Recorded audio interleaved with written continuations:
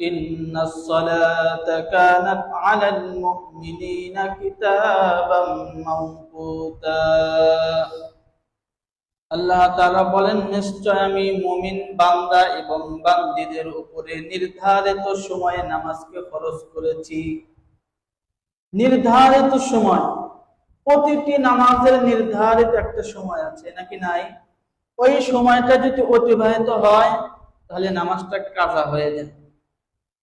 তো আল্লাহ পাক রব্বুল আলামিন পৃথিবীর যত মুমিন বান্দা এবং বান্দী আছে তাদের প্রত্যেকের উপরে নির্ধারিত একটা সময় নামাজকে ফরজ করেছে।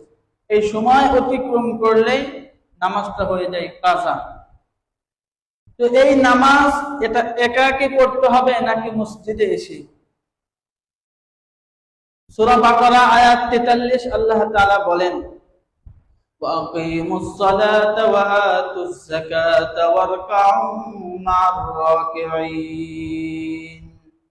তোমরা নামাজ কায়েম করো, যাকাত দাও, ওয়ারকাউ মা'আর রাকিঈন, এবং যারা রুকু করে তাদের সাথে তোমরা গিয়ে রুকু করো।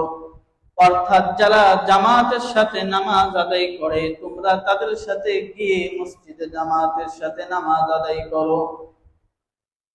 তাহলে আল্লাহ পাক রব্বুল আলামিন এই আয়াতের ভিতরে বললেন, যারা জামাতের সাথে নামাজ পড়ে তাদের সাথে তোমরা কি করো?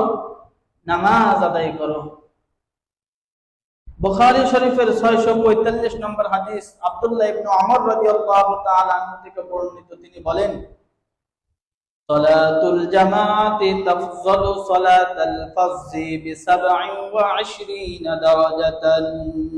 যদি কোনো ব্যক্তি মসজিদে গিয়ে জামাতের সাথে নামাজ আদায় করে, এই ব্যক্তির নামাজের সওয়াব 27 গুণ বেশি ওই ব্যক্তি থেকে যে ব্যক্তি একাকী নামাজ আদায় করে। তাহলে যে ব্যক্তি একাকী নামাজ আদায় করে এই ব্যক্তি থেকে ওই ব্যক্তির সওয়াব 27 গুণ বেশি যে ব্যক্তি মসজিদে এসে জামাতের সাথে নামাজ আদায় করে।